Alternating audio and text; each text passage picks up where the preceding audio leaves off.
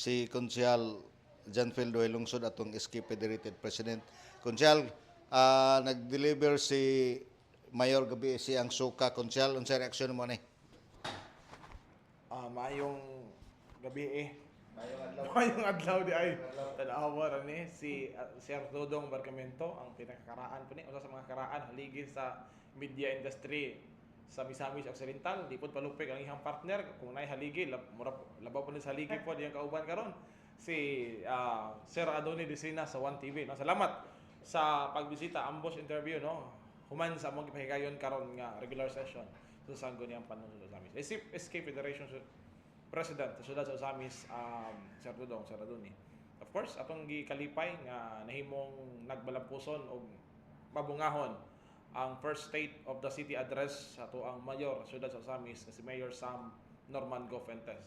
Ato ang naaman mo, di ba? Na ato ang nasaksihan ang mga pagmintinar sa pagpasenso sa Osamis, pagmintinar sa mga programa, proyekto, social services nga nasugdan pa sa panahon ni Congressman Ando Waminal 2019 kundi siya pay mayor. Ato nakita nga ang ako isip sa ako ang kahuyang sa akong kabatanon, ato nakita ang pagpaningkamot gyud ni Mayor Sam Norman Fuentes nga ma-maintain, mapadayon ang mga programa o serbisyo para sa katawuhang Osamison. Gani, personally, bis ko mayroon tato na say taas na noon. Gani personally na ang soka ni Mayor Sam, ako ang giat niya nato is una ang kanay yung sa economics, kanang bang sa ekonomiya sa tuwang syudad. Ikaduha, ang kining ang peace and order situation sa tuwang syudad sa Osamis. Mo gina ang ako ang kanabang ako ang tanaw gyud sa usoka ni Mayor Sam. So gani wala ta pakyas sa pagpaminaw kay paghisgot og ekonomiya naa wala pod nagpaulahi, wala pod nagpalupig ang syudad sa Osamis. And ang ikatulo day ako ang gitan-aw to is ang mga infrastructure projects. So kanang tulo, ang ekonomiya ug ang peace and order sa Osamis. So una, ang katong sa ekonomiya tuod man nakita man nato dito no nga daghan gyapon ang mga negosyante di nga na-encourage sa pag-renew ug naapoy nag-reopen no. Ato nakita kay bisan tuod man gud nga daghan man gud nga mga saway nga tong nadungog dili lang social media kundi matud pa taas man ang increase sa tax sa Osamis no, taas man ang pero where in fact nagsunod man tag unsay mandatos sa balaod, unsay gimandate sa kagamhanan, unsay gimandate sa local revenue code, unsay gimandate sa sa balaod ba nga ato ang gisunod kay of course sa pagsugod na to kay gikan pareha ra man punta no, media pa sa una pagsugod na to sa Osamis administration namang gyud nga we must obey what is kaning unsa naka-state sa balaod no, mo man atong gisunod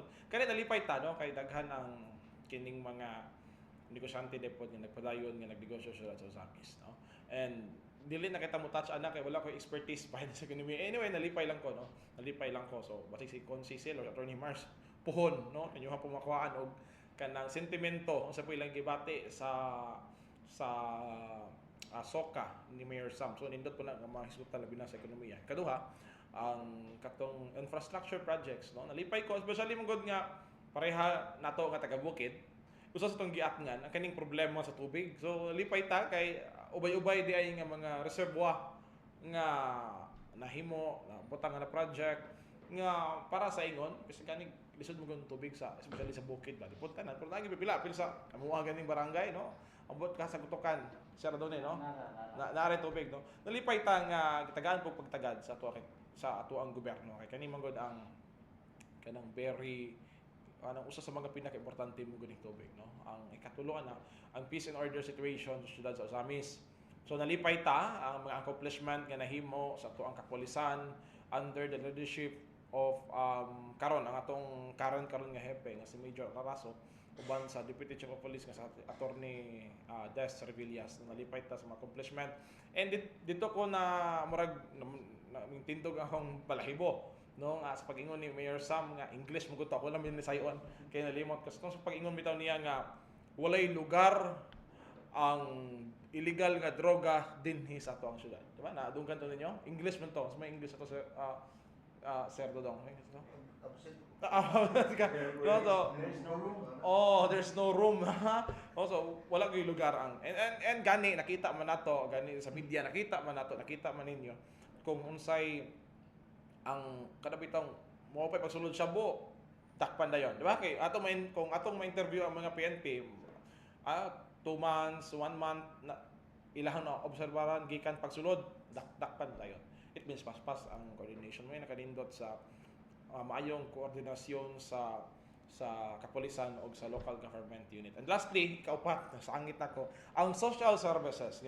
Pinaka importante kayo ang social services nga, of course, nagpadayon ang burial assistance. Ato nakita, nga daghan man di ay nga mga pamilya ang natabangan sa burial assistance. No? Subo man, kay daghang namatyan, pero at the same time, gikalipay na to sa kita nga nasa gobyerno, kay daghan tag natabangan nga mga nasa kasubaanan ba no daghan man dai pila to ka million wala ko naka-take note and at the same time as of kagahapon di ba padayon na pod ang pag hatag kani sa free hospitalization program in strong coordination collaboration sa provincial government headed by Governor Henry Waminal and of course sa opisina ni Congressman Indy Waminal ni Congressman Ando Waminal. So kato lang overall lipay ta nga nahimong mabungahon successful ang soka ni Mayor Sam gani kita man nato sa panagway ni Mayor Sam kung sa si kasadya pod nga iyang accomplishment for 1 year na ba July no 1 year na no 1 year na 1 year na nga iyang pagdumala nga napadayon gyud unsay nasugdan sa nilang Mayor Ando 2019 mas gipadayon karon ni Mayor Sam og murag katarma siguro atong istorya no napakailain nga dunay naka-escort siya, na-appeal sa suka. Oo, sama. Sabi ko sala to. Most Outstanding. outstanding federated. Ay, sos, ginoo ko. Mo na kung giingon lagi unta nga maulaw ta. Kining actually, di nalipay pud da kay pasidungog to sa probinsya under the leadership of Board Member Clara May Villanueva, our PYDO nga si Ma'am Fitz Merna, ang atuang governor, si Governor Henry Sevilla Waminal. Lipay ta nga inyong ubos nga lagad sa kanginan, kaning ubos nga lagad nga nasa inyong atubangan, nga tagaan og pasidungog isip usa sa mga outstanding SK Federation sa tibok probinsya. Nalipay ta. Wala actually kan dili plastic ba ano kanang seryoso ba kanang istorya. Wala ko ga-expect nga i-appeal ni Mayor Sam. I mean, di magod kay what we are seeing nga kada bang achievements sa iyang leadership. Anyway, it's part of the achievement man ni Mayor Sam pero kining di ba kanang wala gyud ko daw na shock gyud ko pagsulti ni Mayor Sam tapad mi ni Scott Cap din si Attorney Mars tungaan ko.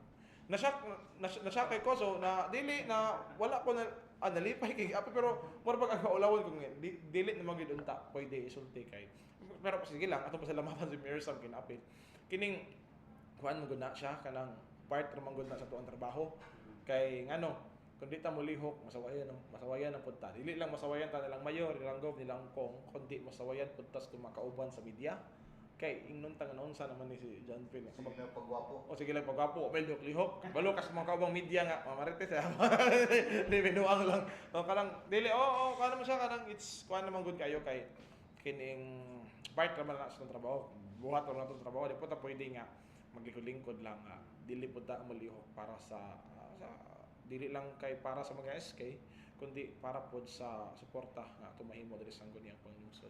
Kunsel, asa dapit unsa yung nakapahimo na tong most outstanding federation federated. Mo pa na akong gipangutana. Sir Rodo, mo pa na akong gipangutana ug ngano pod ako may napilian.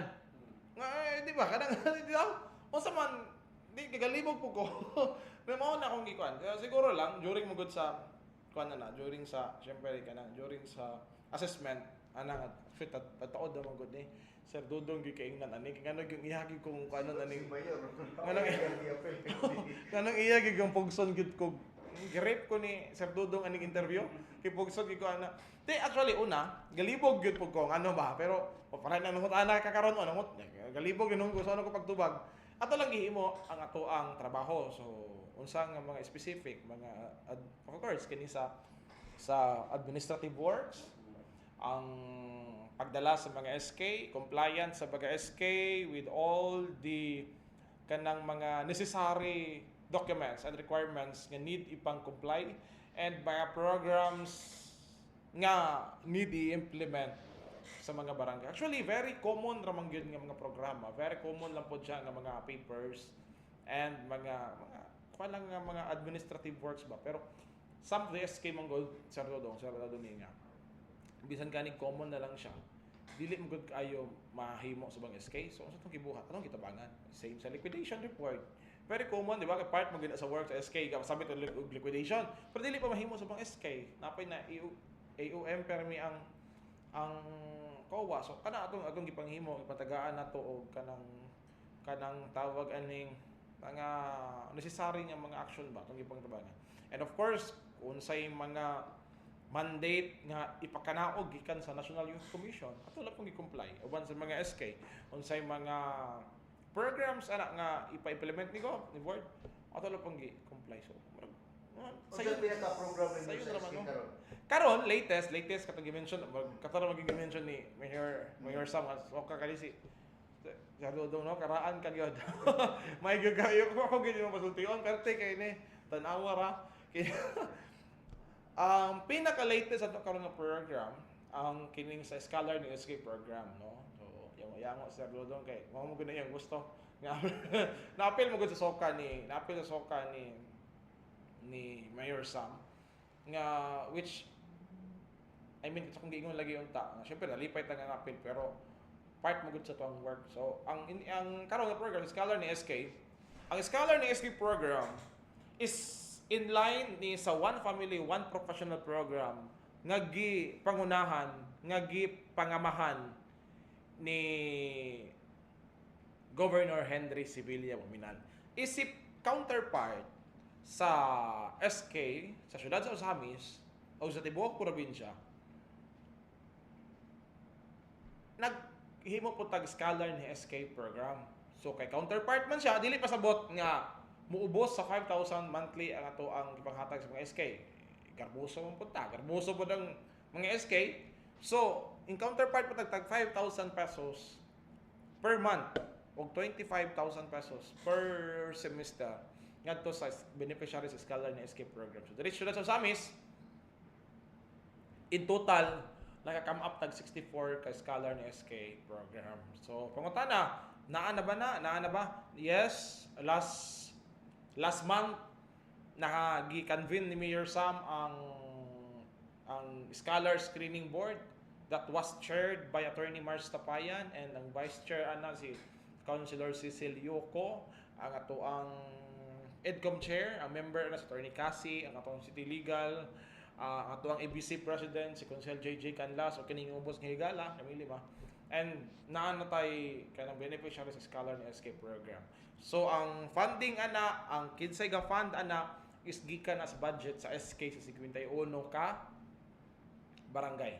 So giusa ang tanang budget sa SK, tanang budget sa 51 ka SK giusa sa panudanan sa LGU kani gitawag trust fund, giusa dito and we come up to 3.2 million pesos. Ato ang gi-divide into 50,000 mo nang mingkwan 64 ka Scholar ni SK. So, ang allocation is 10% pod sa ilahang 10% ka allocation funds mo po ilahang hilain i-allocate para sa Scholar ni SK program. So, kanang programa ang uban pod nga barangay sa Misamis Occidental naghimo pod nga programa pero lahi lang ilahang technique, lahi lang pod. Pero same lang gyapon 5,000 ang monthly. Pero ang ato adre mo na ato ang technique nga gihimo para magtinabangay ang gagmay ug dagko nga barangay. Kinamang diri nga ang gamay nga barangay 30,000 rin ma-allocate.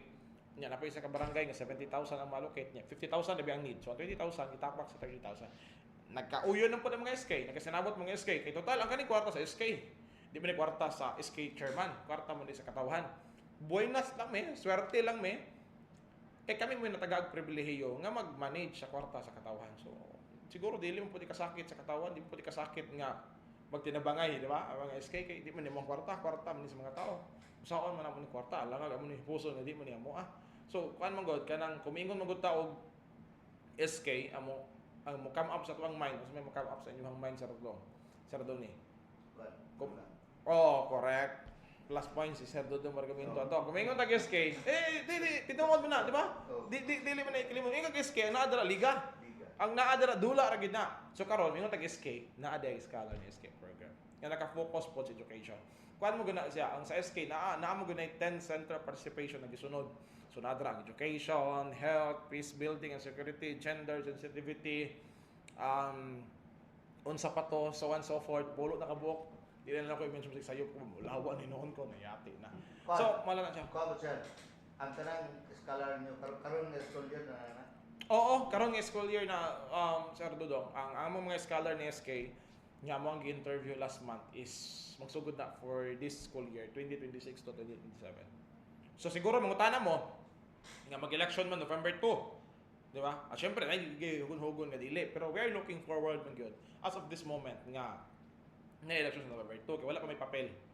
No, wala pa balaod ana. So, gani kung madayon siya, mapadayon gyud po ang atong scholar ni SK kay maybe next month i-download naman ang kwarta tanan na fifth kung pila gin-allocate. And of course, we are planning nga before maend ng atong term nga makapasar ta or ordinance about ana para mapadayon gyud sa musunod nga mga henerasyon, hilasa sa henerasyon para so maabot kung musunod ba kay sayang man god kung maputol bitaw siya nga karon lang ang mga term mahuman mi ana nga term.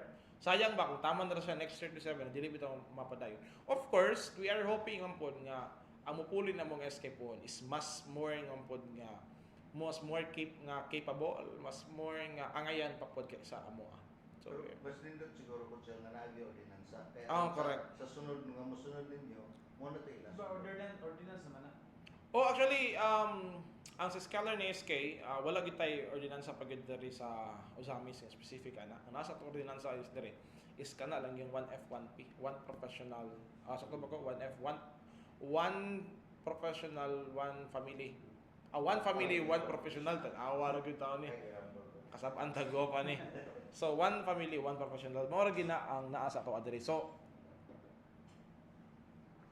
ato lang kay, siyempre, kung madayon ang election, kung inyo po kung pagkitaag comment about sa election, Yan na.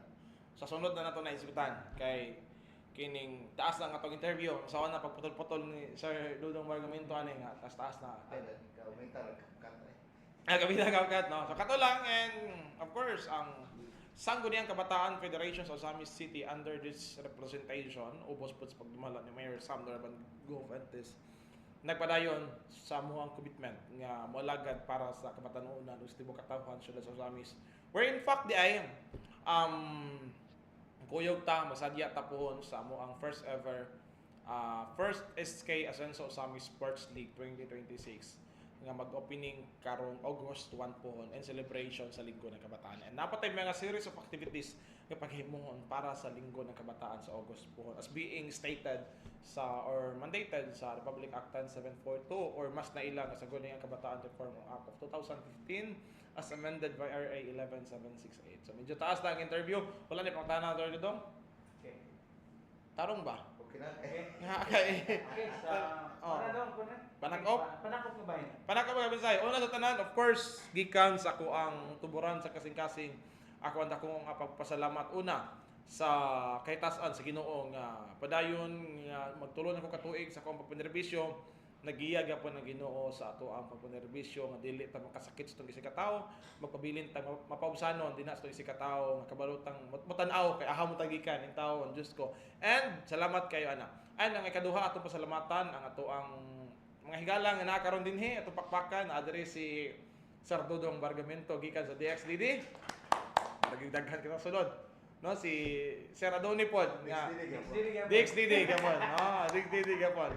Og kaninyong tanan nga nagtan-aw, nagsunod nining programa. Ang 1TV. 1TV si Sir Adoni nga 1TV/DXDD/AONC.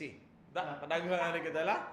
No nga. Salamat sa kanunay nga pag monitor pagtanaw, and of course kang Mayor Sam, no, salamatan na to kanunay nga naa nagiya Congressman Indy Waminal, Congressman Ando Waminal, Governor Henry Waminal nga nagpadayon po ng suporta sa kabatanunan sa siyudad sa Ozamis o sa tibuok probinsya. Hangtod sa sunod kayon samang takdag samang istasyon niining atong programang pagkiktabi sa human sa sesyon. Daghang salamat ug mayong udto mga pita mga tagsagi kay ninyo mayong adlaw. Lamba alas 3. Atong pasalamatan si Konsyal John Phil Doyle Lungsod atong Federated SK dinhi sa kabayan sa Osamis sa paghatag og gayon. Sugikan na lang diri sa kong himutangan alang sa DXDD Radio Campana, ang radyo sa simbahan Dobulico te 5 Dudong Bargamento, muluyog si City te 5 nga jubileo sa simbahan sa Archdiocese sa Osamis, Danag sa Dakbayan.